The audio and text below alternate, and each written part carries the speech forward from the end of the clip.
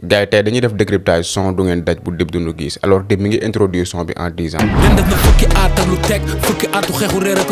dès l'entrée on sent que ni son bi nii c'est une suite logique de ñetti at si ren un son boo xamante ne Dip Doundou Guiss defoon na ko en featuring avec Ouzik Buzz dans son dernier album intitulé lépp fi la ñuy fekk. ñetti at si ren tëju mënoo fépp fàkk dem prison boo tànnal sa bopp tëju fi sa papa bañ bëggal capitaine borom nangu suudu jaami kenn ba lépp. son boobu noonu moo nekkoon last track moom moo tëjoon li nga xamante ne moom mooy album bi et depuis lors c'est la première fois que Dip Doundou Guiss di defaat apparition ñetti at si ren nekk un son boo xamante ne Dip Doundou Guiss raconté na si vécu yoom raconté na si histoire am wax na aussi la moo taxoon mu raar ci game bi durant 3 ans. ba lépp di soppeeku ci sama dund def na ñetti at si ren te nga xam lu géej gi di riir. loolu moo tax ma ne entrée wu son bi c'est un prolongement de ñetti at si ren ou encore de l'album LFLF dans la foulée mu ne fukki atu xeexu réer ak a feeñ donc foofu mi ngi def référence ci difficulté yi nga xamante ne jot na ko jànkonteel mais balaa ñoo avancer bëgg naa ñu taxaw un peu ci vidéo bi parce que je trouve que y a beaucoup de messages yi nga xamante ne Dip Doundou Guiss véhiculé na ko via ce clip ngay déjà faut savoir que y a un lien étroit entre clip bii nii ak clip bi nga xamante ne Dip Doundou Guiss génne woon na ko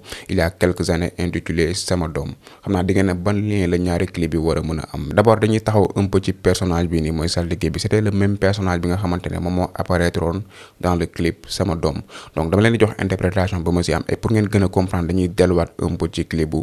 Sama Doom bi donc après que le petit Dip ait fait le dialogue avec son père mi nga xamante ne mi ngi ko doon dénk ay kàddu di ko préparer psychologiquement à ce que mu mën a affronter les épreuves de la vie donc saltige bii nii moom moo ko doon defal préparation mystique moo ko doon defal ay jàngat par la suite Dip Doundou Guiss dem na. Sama doom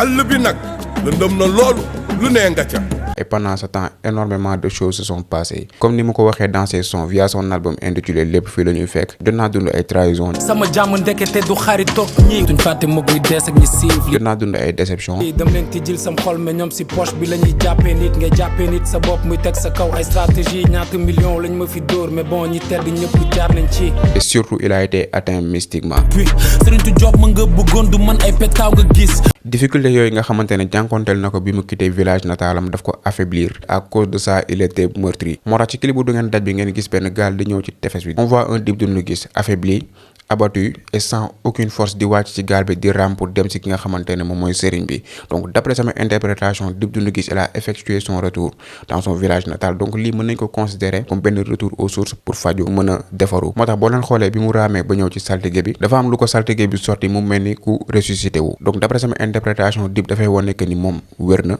moo tax bi mu ne fukki atu xeexu réer ak a feeñ dans la foulée mu ne jot na nga juddu waat mën a toobañ a dugg waañ bu yéexee ñëppay gedd ce qui peut faire allusion à cette scène bi nga xamante ne gis ngeen ko Dip Doundou Guiss mel ni ku ressuscité wu mën a toobañ a dugg waañ bu yéexee ñëppay gedd donc ci baar bi il fait référence aux fortes attentes yi nga xamante ne fansam yi am nañ ko envers moom baar bi si topp mu ne li nga jot a def weesu na kay li nga jot a def weesu na kay donc fii mi ngi wax que ni réalisation yi mu jot a def durant son parcours weesu na jaratul moom mu siy ñëwaat le mieux c'est que moom mu concentré wu dans le futur li nga yëg mën nga ko denc ba jamono neex boo gëstoo dootoo mës a yegg te foo dem bu faju sa jàngoro feeñ fexe donc fii il nous montre que ni am na ay affaires yi nga xamante ne mi ngi ko métti au plus profond de lui yoo xamante ne moom def nañ ko et qu'il ne parvient pas à oublier te moom parewul sax pour baale ce qui rejoint li mu doon wax dans le son intitulé Positivé benn fekk mënu maa jot baalu ma la bàyyi ma la yàlla talu ma la yeeya baalu ma la bàyyi ma la yàlla talu ma la yeeya baat bi si topp mu ne boo gëstoo dootoo mës a yegg te foo dem boo gëstoo doo mës a yegg le passé c'est le passé certes am na ay nit yoo xamante ne moom tooñ nañ ko mais c'est le passé loolu jàll na ba pare le mieux est que ni moom mu concentré wu sur le futur kuy dox di gëstu doo mës a àgg fi nga jëm te foo dem bu faju sa jàngoro feeñ donc fii mi ngi utiliser une métaphore pour montrer que ni ak foo mënti dem pour exposer fa say problème nit yi dañu lay xamal mais du la mës a fajal li nga xamante ne moom mooy sa jàngoro fexe loo mënti am yóbbu kër ga foog ñi di xaar pour mu doon fa culture fexe loo mënti am yóbbu kër ga foog ñi xaar pour ñu def ko faux de culture donc fii il montre que ni moom son objectif principal c'est de se faire du blé c'est de se faire de l'argent pour yóbbul ay famille wam pour ñi nga xamante ne nag ñu ngi xaar pour mu def ko pour la culture foog ñi di xaar pour mu doon fa culture après mu ne mënoo fi rëccu ba gomme fi bis mën nga reprocher sa bopp mille choses mën nga regretter fii ba suba mais loolu mënu changer dara ci li nga xamante ne jot naa xew durant le passé mi nga doon wax ci benn bar dans un son intitulé Wareef en featuring avec Peupeuse rëccu retardataire le docteur ne wi bar bi ci topp mu ne adima toog te génnew ma ñoo ma defar du ma taay di wax yàlla jërëjëf adima toog génnew ma ñoo ma defar du ma taay di wax yàlla jërëjëf alors sans que je vous ai parlé des 3 ans yi nga xamante ne Dip Doundou Guiss absenté woon na ko ci game bi à cause des épreuves yi nga xamante ne moom jotoon na ko jànkonteel entre trahison entre déception ak coup bas fii il nous montre que ni loolu daf say jàng loolu moo ko defar et ça lui a rendu plus fort du ma taay di wax yàlla yàlla jërëjëf et que ni moom mi ngi sant yàlla. baat bu si toog mooy yéen ëpp na fukki at si ren ba seen gem bi di sukkuraat di dee fale que buur bu mag bi teew jubluwaat si yéen di course ak vitesse. ëpp na fukki at si ren ba seen gem bi di sukkuraat di dee fale que buur bu mag bi teew jubluwaat ci yéen di course ak vitesse. alors fii mi ngi utiliser une métaphore pour montrer que ni rap Galsen depuis quelque temps il est en chute libre. fale que buur bu mag bi teew jubluwaat si yéen di course ak vitesse. donc fallait que moom buur bu mag bi teew ñëw en tant que sauveur de li nga xamante ne mooy rap Galsen. quoi qu'on puisse dire c'est vrai parce que absence am dafa impacté énormément le rap Galsen. après mu ne di jubluwaat ci yéen di course ak vitesse. bu fii nii prévient ses concurrents que ni buur bu mag bi teewaat na ci rap Galsen et que ni ku nekk dina delluwaat place am. ku nekk dina delluwaat ay place am. gars yi balaa ñoo projeté wu si analyse globale bi bëgg naa ñu taxaw un peu ci scène bii nii te juste avant ça am na benn extrait bi nga xamante ne Dip Doundou Guiss dugal na ko fa. révélation ngoon daaw ren fekk naa la si archive yi nga toog gëm nga ni Dip dina flop parce que danga ko si shit bi ba con. peut-être daf doon régler ay comptam peut-être aussi dafa am lu muy annoncé prochainement. du coup dañuy taxaw un peu ci image bii nii ñuy gis Dip Doundou Guiss ci kaw benn fas. man je m'interroge qu'est-ce que Dip Doundou Guiss veut véhiculer ban message la bëgg transmettre à travers cette scène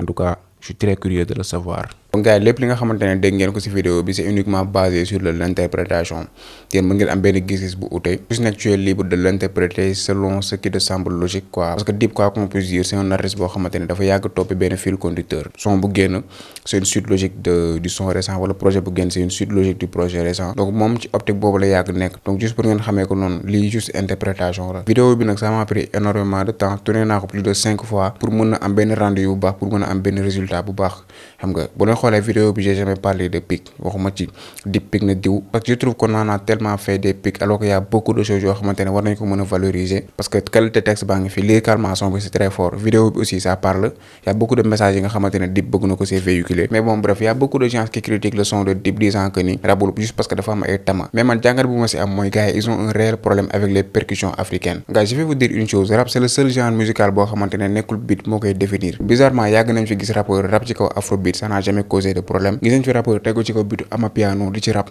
ça n'a jamais causé de problème reggae ça n'a jamais causé de problème reggaeton afropop ak bépp façon beat ça n'a jamais causé de problème mais il suffit que nga jël tama yokk ko ci beat bi ku ne di ŋàll-ŋàlli ku ne takk rajo yi di wax disant que ne da ngay taasu benn jàngal laa si am mooy y a certains d'entre nous qui sont tellement complexés pourtant type beat yi ma fi jot a lim nii c'est pas conçu pour le rap te suñu rappeurs yaa ngi ci tegu et ça n'a jamais causé de problème Dip homie amapiano la ni mu ci tegoo kenn sañul taxaw ne Dip rabul ci son bi nii mais ñu jël tama yokk ko ci beat bi rappeur bi tegoo ci nga ne day taasu non mais quelle hypocrisie comme ni ma leen ko waxee rap du beat baa koy définir quoi tu peux rapper sur n'importe quel beat ça reste du rap mais tama yi mën nga ko utiliser rap ci kawam man pour man lépp dafay dépendre ci ni nga ci flowé quoi am na flow yoo xamante ne boo ko ci tegoo taasu la quoi mais Dip ni mu tegoo ci son bi waxuma sax lyrics yi de mais enchaînement yi nga xamante ne def na ko ci son bi balaa ngeen xam ne Dip rap na ou pas filmmaker yi laay waxal da ngeen di jël voix Dip bi ngeen filtrer ko ngeen teg ko ci kaw beatu drill ngeen ñëw indil ñu ko on va voir si Dip a rappé ou pas je trouve à peu près que Dip xaw na utiliser technique drill sur